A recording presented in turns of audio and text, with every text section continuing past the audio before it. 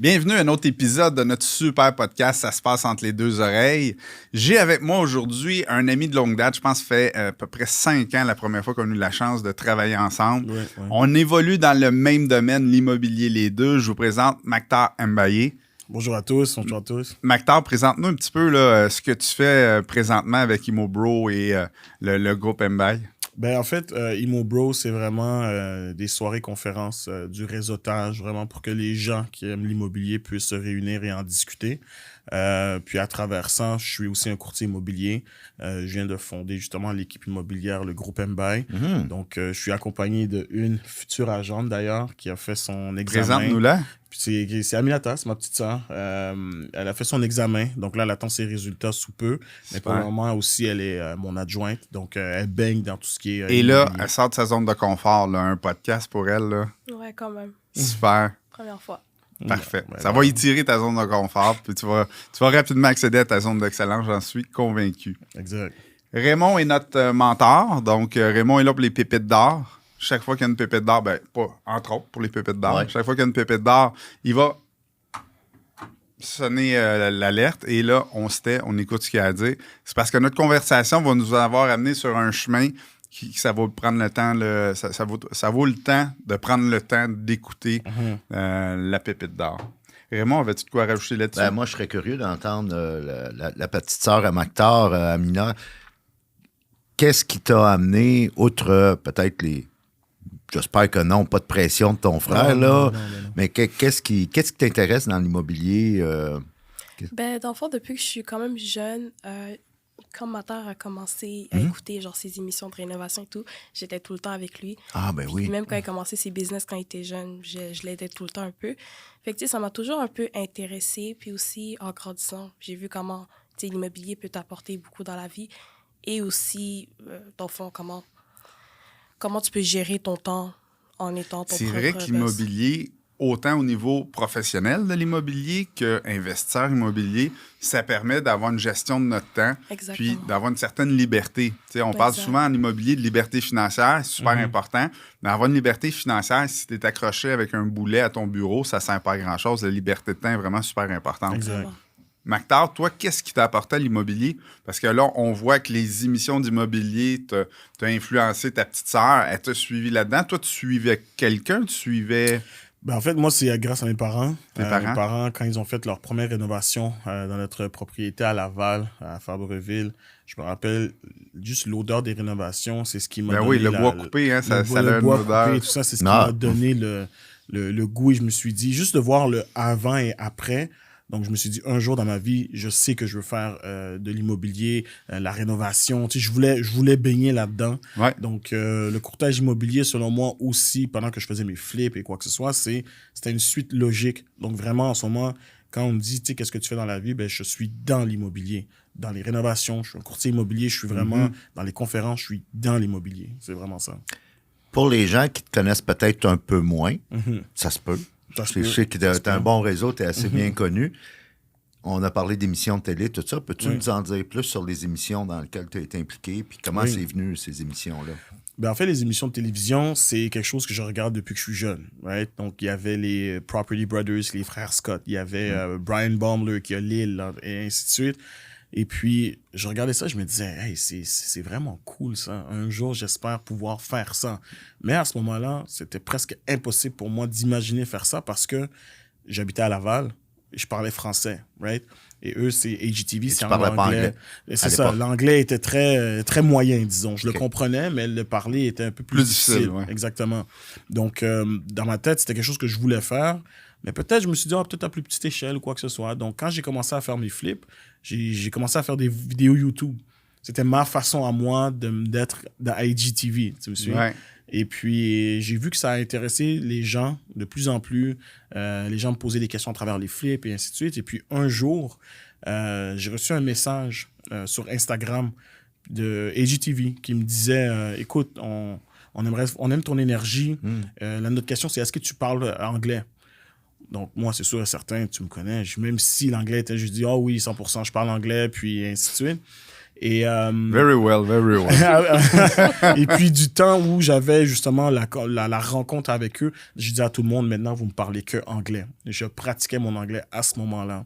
Puis, en fait, on a eu une rencontre avec eux. Ils ont vraiment aimé un peu mon histoire, ma famille, et ainsi de suite. Puis, c'est comme ça qu'on a débuté les émissions. Moi, ce que je trouve intéressant du discours que tu nous dis, c'est que sans le savoir, quand tu étais jeune, tu écoutais les émissions, puis tu te disais, moi, j'aimerais ça faire ça un jour. Tu as gardé ce rêve-là. Puis ce que j'ai aimé que tu as dit, ma façon à moi d'être à HDTV, c'était de faire des vidéos sur YouTube. Fait que tu vivais ton rêve à moyenne ou à grande échelle à ce moment-là. Puis finalement, parce que tu as mis l'épaule à la roue et tu as dit, je veux que ça commence comme ça, mais ça a fini par arriver pour vrai. Ça a fini par arriver pour vrai. Et merci, Jocelyn, parce que la pépite d'or, Et là, à date, là, si on en a juste une lors de notre podcast ensemble, les amis, une pépite d'or, elle est là, c'est que tu avais une vision. Tu voyais des choses, tu disais HGTV, Property, et ainsi de suite. Il me semble que je me verrais là, mais tu voyais pas comment tu pouvais te rendre là. Et ce que tu as fait, c'est que tu as travaillé avec les ressources que tu avais à ce moment-là. Exact. Et ce que je dis tout le temps à mes clients, moi, c'est joue aux échecs et aux cartes en même temps. C'est-à-dire, un bon joueur d'échecs va jouer 10-15 coups à l'avance. Alors, fais-toi un plan à long terme. Là. Tu vises, exemple, la liberté financière, puis tu gagnes 22 000 par année. C'est peut-être faisable, si tu veux. Ça se passe entre les deux oreilles. Exact. Comme c'est la thématique vraiment de notre podcast. Alors, pense à l'avance et joue aux cartes en même temps, c'est-à-dire, tu as un jeu de cartes entre les mains, là, puis travaille avec ce que tu as. Et ce que je trouve admirable, Mactar, chez toi, c'est que tu avais YouTube, c'est là, ça existe, m'en servir. Puis je suis sûr, là, puis je dis ça en tout respect, tu ne devais pas être parfait. Non. Mais tu l'as fait. Exactement. Et regarde où ça t'a mené. Exact. Mais l'authenticité à travers ça est super importante. Parce que quand tu es authentique, les gens le ressentent. Si les gens ressentent que tu es authentique, ben ils vont venir vers toi. Les gens qui racontent à peu près n'importe quoi, ben on s'en méfie rapidement. Fait que si tu es authentique dans ce que tu fais, tu le fais pour les bonnes raisons, ça va mener à quelque chose de bien, c'est sûr et certain. Exactement. C'était par pure passion, dans le sens où... c'est vraiment par passion, dans le sens où je payais pour faire mes vidéos. Ça, c'est pour dire à quel point c'était une passion pour moi de vouloir partager ce que je faisais en flip et ainsi de suite. Donc, quand tu parles d'authenticité, il n'y avait pas plus authentique que ça. Là. C'est vraiment toi, super important. Amina, quand tu regardais ton frère à télé, là, ça commençait à t'intéresser l'immobilier. C'est quoi les éléments? Là? Qu'est-ce qui se passe dans le monde de l'immobilier que tu te dis, moi, c'est ça que je veux faire? Là, ça... Mais tu sais, j'ai commencé à le voir avant même qu'il rentre dans la télé. Tu sais, moi, j'ai été au Sénégal, fait quand je suis revenue, c'est vraiment là qu'il a commencé à faire ses soirées immobilières, etc. Puis en rentrant dans ce milieu-là, tu sais, j'ai juste vu comment les gens, comment ils étaient, la liberté aussi qu'ils avaient. Et tu sais, j'étais jeune, puis l'investissement aussi, c'est quelque chose que, tu sais, ça va être à long terme. Fait ouais, je me disais, I guess c'est un bon plan pour moi. L'école, c'était pas vraiment quelque chose que j'aimais tant. Mais souvent, les entrepreneurs, c'est ça. Hein? Parce qu'on n'aime pas l'école. L'école, c'est difficile parce que c'est un cadre qui est très restreint. Un entrepreneur, par définition, c'est très créatif. Ça a besoin d'espace, de liberté. Mais c'est ça, exactement. J'avais vraiment besoin d'un milieu que comme je pouvais me développer mentalement, physiquement, whatever. Puis je trouve que l'immobilier, ça m'a juste bien, comment on dit, matché. C'était un bon match. C'était un bon match. Ça me donnait la liberté que j'avais. On a fait aussi un petit trip à Toronto. Racontez ça. On a fait un trip à Toronto pour... dans le fond, il m'a dit qu'il voulait me montrer c'est quoi la vie que je pourrais avoir. Si c'est une belle influence, ça. Ben, je t'ai déjà vendu avant même le trip. C'est juste que j'hésitais vraiment à quitter le cégep pour aller faire ma formation. Mais anyways, depuis le début, même quand je suis rentrée au cégep, je savais que je voulais pas aller à l'université. Fait que... C'est quand même contre-intuitif, hein, parce que souvent, le dénominateur commun, puis tu en as glissé un mot, les entrepreneurs, on n'aime pas l'école. Mais un coup qu'on devient puis qu'on accepte qu'on est un entrepreneur, on ne cesse d'apprendre. On est tout le temps en train d'apprendre. Exactement. On apprend d'une façon différente, mais on apprend. Ouais. C'est ça. Et justement, Amina, qu'est-ce que tu as... Parce que là, tu as fait ton cours pour devenir courtier immobilier. Qu'est-ce que tu as appris que tu savais peut-être pas puis que pour toi, c'est comme... tu t'y attendais pas, là? C'était comme nouveau, là, dans le monde de... OK. Ben, tu sais, déjà, avant qu'on rentre en immobilier, souvent, les gens de l'extérieur, ils voient juste que c'est genre tout beau, tu sais, les beaux vêtements, les belles voitures, les belles maisons qu'on visite. Puis une fois que j'ai fait mon cours, tu sais, ça, je le savais un peu déjà avant, mais j'ai vraiment réalisé que c'est plus que ça, tu sais, c'est vraiment Ouais. beaucoup de travail, c'est beaucoup d'heures que, tu sais, tu travailles, t'es pas payé, mais you have to work for it. Puis c'est ça. J'ai vraiment vu que c'était autre chose que juste le beau Mais- luxe, là. Tu sais, c'est un métier, être courtier immobilier, mais c'est aussi être un entrepreneur, être Mais c'est ça. courtier immobilier, parce que tu sais, tu décides de devenir, je sais pas, moi, réparateur de porte de garage. Tu sais, ça en prend. Puis il y a des gens qui se disent, moi, je suis manuel, puis j'aime ça. Mais généralement, tu vas aller vers une grosse entreprise, puis tu vas devenir employé. Mais un courtier, même s'il va vers une bannière, reste un entrepreneur. Fait que c'est la petite différence là, qu'il fait avec les autres métiers, que c'est plus conformiste, si on veut. Là. Exactement. Puis chacun, parce qu'il y en a beaucoup des courtiers immobiliers, surtout dans la pandémie, il y en a énormément qui sont devenus courtiers immobiliers parce qu'il y avait les Il y avait le temps de faire le surenchères, cours. puis ou quoi que ce soit, Ouais. mais chacun doit avoir sa propre sauce. Et surtout dans le courtage, qu'est-ce qui est super important, c'est ton network. C'est les gens que tu connais. Donc, c'est un challenge chaque jour. Et moi, c'est ça qui me parle dans le courtage immobilier, c'est que moi, il y avait une phobie que j'avais dans le temps quand je travaillais, parce que j'ai travaillé à la banque en tant que directeur. Et je me disais, ma phobie, c'est d'être capable de te dire dans 5 ans à 14h30 où est-ce que je vais être. Puis, exemple, en tant que directeur de banque, ben, je savais qu'à 14h30, exemple, un mardi, ben, c'est sûr que Je j'allais suis être à la à mon banque, bureau. puis j'ai hâte que mon chiffre Et finisse. tu comprends? Donc, moi, ça, c'était une de mes phobies. Donc, maintenant, avec le courtage ou même avec la télévision, parce que là, en plus, on vient de débuter, mais on ne sait jamais où est-ce que ça peut aller là, avec la télévision, tu me suis? Puis en plus, on a quand même très, très bien fait dans les premières saisons. Je veux dire, on reçoit des messages quasiment tous les jours de gens qui disent « Wow! » Comme le vibe avec ta famille, on voit que c'est naturel. Puis, en plus que c'est diffusé aux États-Unis, on a beaucoup de gens des US aussi qui nous écrivent. Donc, on ne sait jamais où est-ce que ça peut amener. Et c'est là que je suis confortable, que je me sens bien. Dans 5 ans, un mardi à 14h30, je ne peux pas te dire où est-ce que je vais être. C'est bien. Ça, c'est vrai. La famille, est-ce qu'elle est toute ici maintenant? Oui, mon père qui est encore au Sénégal, mais sinon, toute la famille Puis ici. ça quand même. représente combien de personnes, la famille?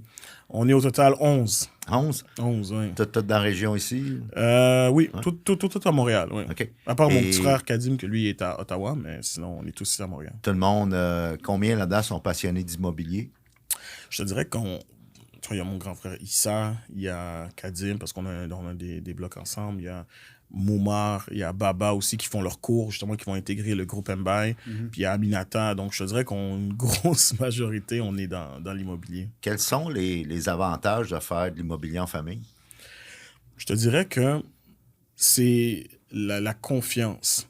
Tu sais, je veux dire, dans l'équipe, il y a d'autres membres. Exemple, il y a un de mes super bons amis, son petit frère est dans le groupe aussi. Mais pour moi, c'est comme mon petit frère à moi aussi. Tu me suis? Il y a d'autres personnes avec qui j'ai évolué dans la vie que, selon moi, je les traite comme des membres de la famille. Donc, c'est des gens qui font partie du groupe. Et moi, faire de l'immobilier en famille, c'est notre carte d'affaires. Tu sais, je veux dire, notre slogan, c'est ça. C'est une transaction en famille. Fait La confiance. Tu as réalisé que en faisant de l'immobilier en famille, il y avait déjà un ingrédient, une devise que moi j'appelle, qui est essentielle en business, que ce soit en immobilier ou n'importe quel autre type d'affaires, c'est la confiance. La confiance. Et là, tu es capable, si quelqu'un qui n'est pas de la famille s'intègre dans vos projets, tu es capable de jouer avec cette devise-là, avec cette valeur-là aussi, qui est la confiance, pour faire arriver vos projets, faire arriver vos deals. Exactement. OK.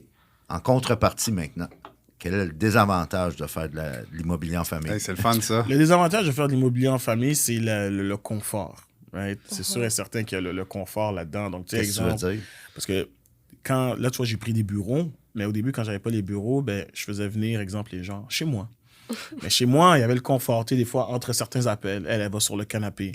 Tu sais, je veux dire, il y a un certain confort qui s'établit. Une familiarité. C'est ça, une qui- familiarité. Ouais. Donc, c'est sûr et certain qu'il faut être capable de, dans un sens, briser ça pendant les heures. Parce que c'est important que la discipline reste la discipline. Tu sais, il y a Exact. des choses que tu ne feras pas si tu te sens, je dirais pas moins proche, mais tu n'as pas la familiarité d'être avec la famille. Exactement, c'est ça. Fait que je te dirais que c'est ça l'enjeu, mais l'avantage aussi par rapport à ça, c'est que tout le monde, si je peux me permettre l'expression, a faim. Tout le Ouais. monde dans la famille a faim, puis tout le monde veut arriver à ses objectifs. Ce qui fait en sorte que oui, il y a de la Donc, familiarité. tout le monde se tire vers le haut. Exactement. Ouais. Tout le monde se tire vers le haut. C'est normal qu'il y a certains Mais moments. ça, c'est un que, gros tu sais, avantage, hein, parce que dans le monde de l'immobilier, du courtage immobilier, tu l'as dit tantôt, il y a tellement de courtiers, la compétition est féroce, puis c'est rare que vous faites des cadeaux entre courtiers. Là. Donc là, en ayant un groupe rapproché, une équipe qui est la famille, mais je pense que ça peut être un gros avantage, surtout Exact. si vous démontrez ça dans votre branding, de dire, nous autres, on est unis, on est la famille, on n'est pas là pour dénigrer les autres, mais on est là pour vous montrer qu'on est les meilleurs puis qu'on a toute l'équipe qu'il faut pour vous soutenir. Ben, c'est un gros avantage que vous avez. Exactement. Parce que le milieu de l'immobilier, c'est un peu comme le milieu des vendeurs d'auto. Là. Tu sais, le vendeur d'auto usagé, là, le courtier immobilier. Parfois, il y a certains courtiers qui ont fait que cette réputation-là est sortie, mais en ayant une famille comme ça, c'est incroyable. Tu sais, sortir les valeurs familiales, ça les rejoint tout le bonnes monde. valeurs, exact. Ça rejoint tout le monde, ça. Exact. Là, je suis curieux. Amina, tu as 19 ans. Ouais. Est-ce que tu es la plus jeune du clan? Ouais, je suis la plus jeune. Tu es la plus jeune. C'est comme si tu avais gagné à la loterie. Parce que tu es comme aspiré, si on veut, par une culture. Puis quand je dis culture, là, c'est même pas culture là, africaine ou autre. Là. Culture d'entrepreneur, Exact. culture de gagnant, culture qui te tire vers le haut. Mhm. Où je suis curieux, c'est que tes amis, ça doit pas tout le temps fitter, là. Dans le sens, ils doivent dire t'es bien weird ou tes amis qui n'ont pas la chance de bénéficier d'un environnement comme toi, tu bénéficies. Comment ça se passe? Ben, c'est vrai qu'on peut voir les différences, mais j'ai aussi la chance d'avoir quand même dans mon cercle d'amis, tu sais, d'avoir des gens un peu qui ont le même mindset que moi. Fait que OK. ça aide beaucoup. Mhm. Mais tu sais, aussi, le travail que j'essaie de faire, je peux pas vraiment non plus me permettre de... Tu sais, j'ai plus les mêmes... Comment dire, les mêmes types de vie que mes amis que j'avais avant. Tu sais, ceux Ça que change, hein? Exactement, ça change vraiment. On n'a plus les mêmes horaires. Fait que, tu sais, je vois moins mes amis, mais je me dis, à la fin, ça va payer. Là. Ouais. Et Mais c'est beaucoup aussi, dis-moi avec qui tu tiens, je vais te dire qui tu vas devenir. Mhm. Tu sais, si tu tiens avec des gens qui ont une mentalité d'entrepreneurship, une mentalité avec plus vieille un petit peu là, de maturité, ou tu tiens avec des gens de ton âge qui, c'est correct, qui ont une mentalité plus jeune, ils sont plus jeunes. Mais entre les deux, tu vas évoluer beaucoup plus rapidement vers une stabilité, ta propre famille, ton propre réseau. Ouais, mais déjà, moi, depuis que je suis jeune, je me tiens souvent avec des gens plus vieux. Comme forcément. Ouais, c'est ça. Je Ouais. me suis toujours Ouais. tenue avec des gens plus vieux. Même quand j'étais à la maison, puis j'étais vraiment jeune, tu sais, je traînais juste avec mes frères. Fait que j'ai toujours été attirée envers les gens qui ont plus d'expérience que moi, je veux dire, dans la vie. Parce qu'il faut préciser pour le bénéfice des gens qui vont nous regarder ou nous écouter, il n'y a pas juste la culture d'entrepreneuriat, la culture de gagnant. Un des frères est athlète professionnel. Donc, les valeurs là, de discipline, puis d'excellence, puis ainsi de suite, forcément, tu es dans un écosystème qui... Ouais, non, vraiment. Mais tu sais, on va dire, comme moi, j'ai commencé à quand même avoir des travails assez grands quand même tôt, tu sais. Je suis rentrée à la banque à mes 17 ans. Oh. Ouais, ça, c'est drôle parce qu'ils ne savaient pas que j'avais 17 ans encore Ah à ouais? l'entrevue. Fait que, tu sais, puis ce 1 an à la banque que j'ai fait, j'ai vraiment aimé, tu sais, j'ai vu c'était quoi le monde du travail comme un peu Corporate, sérieux, hein. exactement, Ouais. corporate. Puis je vais pas vous mentir, là, j'ai pas trop aimé. Je la fais tout le temps en pleurant, puis j'étais comme, je suis tannée, je suis plus capable, je peux pas faire ça comme pour le restant de ma vie. Puis je pense que c'est vraiment mon expérience à la banque qui m'a fait réaliser que I need to make something out of myself. Ouais. Comme Mais je pense qu'on a une belle pépite d'or là, dans ce Ouais. qu'elle dit, hein, parce que l'expérience que j'ai eue à la banque me permis de confirmer ce que je pensais avant. Ouais, Tu sais, vraiment. fait que ça t'a permis de voir autre chose, ça t'a permis de grandir, de prendre de la maturité, puis de dire c'est vraiment ça que je veux maintenant. Exact. Fait que c'est le fun de voir que même à un âge aussi jeune, parce qu'on se le cachera pas, 19 ans, c'est pas très vieux, puis 17 ans quand tu étais à la banque, encore moins, mais tu avais cette maturité-là de dire non, je vais apprendre de ce que j'ai à apprendre, puis je vais faire un bout de temps, puis ensuite de ça, je me dirigerai plus vers les choses auxquelles C'est- j'aspire. Exact. Puis ça, c'est la preuve que c'est pas le nombre d'années, dans le fond, parce que quand tu demandes à, par exemple, un pilote d'avion, ça fait combien de temps tu es pilote d'avion? Il dira jamais 10 ans, 15 ans, 20 ans. Non. Il va te parler en nombre Nombre d'heures. d'heures de vol. Il va dire ça fait 10 000 heures, ça fait 15 000 heures, ça Ouais. fait 20 000 heures. Dans le fond, il y a des gens, tu as 19 ans, tu as commencé à travailler dans le corpo à 17 ans. Il y a des gens qui ont 50 ans et qui n'ont peut-être pas ton expérience. Ouais. Fait Ouais, que c'est c'est pas le nombre d'années, c'est le nombre d'heures. Mm. Et ce que j'aime de votre famille, c'est que vous êtes en mouvement. Vous êtes une famille, vous êtes des gars et des filles de projet. vous essayez des affaires, vous travaillez avec vos ressources. Ce que j'aime à dire, c'est que vous jouez vos cartes. Puis le jeu de cartes que vous avez dans les mains, dans le fond, peu importe la main que la vie vous a donnée, vous la jouez. Pour après ça passer à... Il la joue, puis il la joue avec une bonne attitude, une attitude de gagnant, puis ils ont du succès. Tu sais, c'est une famille que probablement, c'est dans vos racines, vous avez été élevé avec du succès parce que... Shout-out à papa et maman. Ben, exactement, c'est ça que je voulais justement. demander. Ça vous vient de où, ça? C'est quoi qui vous ont inculqué comme valeur pour que vous deveniez tous des athlètes, des high performance? Ouais. Oh, mon anglais est bizarre aujourd'hui. J'adore mon père.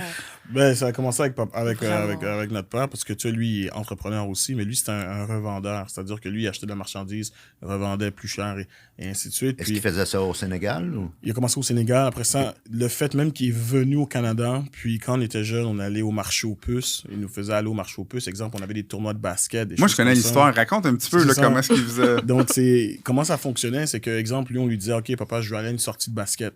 J'ai besoin, exemple, de 80 $. Mais lui, qu'est-ce qu'il nous disait? C'est, OK, parfait. Ben, écoute, regarde, voici une machine à eau, parce que dans le temps, on vendait beaucoup des machines à eau au marché aux puces. Voici une machine à eau. On va au marché aux puces samedi. Si tu réussis à la vendre, ben, ça va te faire ton argent pour aller à ton truc. Donc, on a appris qu'il y a tout le temps façon d'arriver à tes objectifs. Puis, une fois, je me rappelle, on était ensemble, moi et lui, et il avait oublié son portefeuille à la maison, et il fallait mettre du gaz dans la voiture. Et puis, là, on s'est rendu compte que la seule chose qu'on avait dans le camion, c'était une petite machine à eau. Sur la route, il s'est arrêté dans un garage. Il est allé voir le mécanicien. Il a dit, écoute, hey, regarde, machine à eau. Il a dealé. Il a vendu la machine à eau. On a eu l'argent pour aller mettre du gaz. Donc, moi, j'ai compris que je ne vais jamais crever de faim dans la vie. Parce qu'il y a tout le temps, je sais comment Il y a toujours moyen de marchander. vendre, savoir se vendre. Donc, shout-out à lui, puis à notre mère qui, à chaque fois qu'on revenait de l'école, elle était à la maison. Comment était ta journée? Puis elle est très forte à donner des leçons tout le temps. Ah, il y a telle situation, qu'est-ce que tu retiens de ça? Donc, très jeune, ça t'apprend à tout de suite analyser un peu les situations, puis de voir qu'est-ce qui est bon dans la situation. Parce que souvent, il y a des gens qui sont négatifs, mais il y a tout le temps quelque chose de positif que tu peux ressortir d'une situation. C'est vrai. Puis ça, c'est shout-out à elle. C'est elle qui nous a inculqué Fait ça. que, dirais-tu que l'entrepreneur que tu es devenu aujourd'hui est un mélange, si on veut, de ton père et de ta mère? 100%. 100%. Ce que je trouve fun, c'est que tu dis, c'est fun, ma mère nous coachait beaucoup, mais ce qu'elle essayait de faire, c'est de vous faire travailler entre les deux oreilles. Exact. Tu sais, en posant les bonnes questions, on te demandait comment ça avait été, en demandant la leçon sur ce que tu venais de vivre. Et là, c'est le mécanisme qui se met à réfléchir, puis elle t'aiguillait pour avoir une pensée positive, puis performante aussi, tu sais, dans le but que cette pensée-là ne devienne pas limitative. Fait que si tu apprends à gérer ton cerveau, à ce qu'il te donne un discours qui te permet d'être performant, ben c'est sûr qu'après ça va plus rapidement, plus facilement. 100%. Tu as quand même un peu de vécu significatif, si on veut, là, comme entrepreneur. Quand on dit ça se passe entre les deux oreilles, ben ça se passe peut-être pas toujours bien. On est humain, on n'est pas parfait.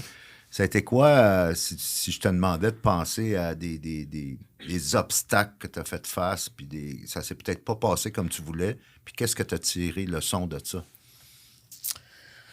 Mais tu sais, avec ce que ma mère nous a inculqué, moi, j'ai l'impression que chaque situation, j'essaie de voir le positif là-dedans. Je te dirais qu'en 2015, si la situation qui m'est arrivée dans ma vie, qui a comme changé le tout un peu, c'était...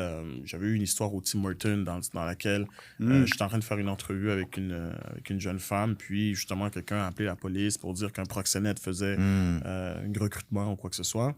Donc, oui, c'est négatif comme histoire parce que j'étais juste en train de faire une entrevue. Ouais. Mais qu'est-ce que j'ai compris là-dedans? La leçon que j'ai compris là-dedans, c'est que on s'en fout un peu de qu'est-ce que les autres pensent, mais en même temps, j'ai compris le pouvoir des réseaux sociaux.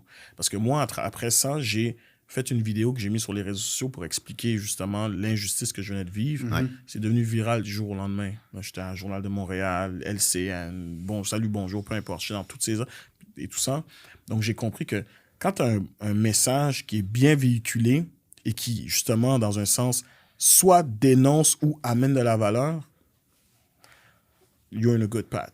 Je veux dire, t'es dans le bon chemin, puis les gens s'accrochent à ça. Donc, voilà. Mactar, si je comprends bien, on parle de 2015, donc ça fait un bon 8 ans. 8 ans.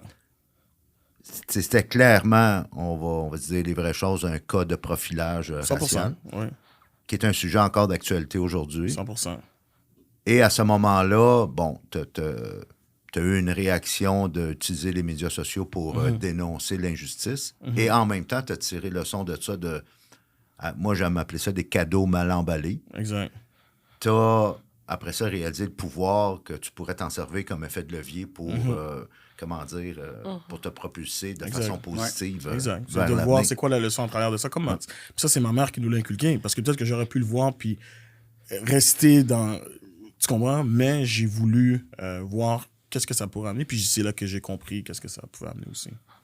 Intéressant.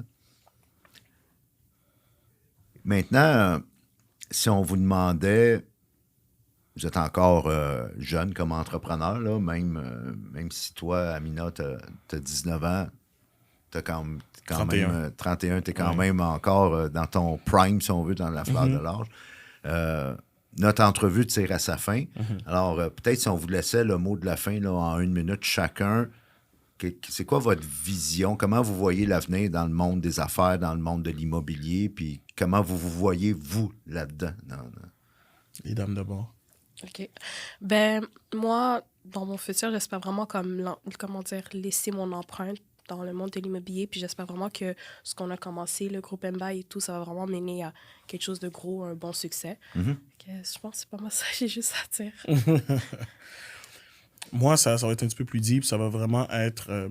ce que j'aimerais avoir comme vision, c'est l'impact. Hein? C'est d'avoir un certain impact, de démontrer que quand tu veux quelque chose dans la vie, tu peux aller le chercher.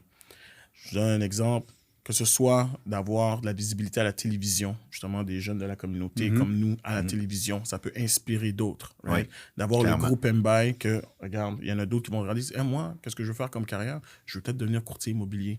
Le but, c'est d'avoir de l'impact et d'influencer le plus de vie possible. Parce que moi, je pense que c'est ça qui définit le succès, c'est le nombre de personnes qui étaient capables d'influencer. Et non pas l'argent, et non pas l'argent que tu as au compte de banque. Fait que, c'est ça. Super. Ouais, vraiment le fun. Ouais. Mactar, ça fait des années qu'on collabore ensemble. Chaque fois, tu amènes un nouveau membre de la famille. Fait que je trouve ça extraordinaire. Je vais finir par toutes les rencontrer. Merci d'avoir accepté notre invitation, Aminata. Ça m'a fait plaisir. Prochain podcast, on aura papa, maman. Peut-être papa, maman, ça serait on incroyable, ça. Merci beaucoup d'être là. Bonne chance pour ta future carrière là, qui va commencer bientôt de courtière immobilier. Raymond, merci d'avoir été là. Encore une fois, un succès notre podcast. Tout le monde, on se revoit la semaine prochaine avec des nouveaux invités. Bye tout le monde. Bye bye.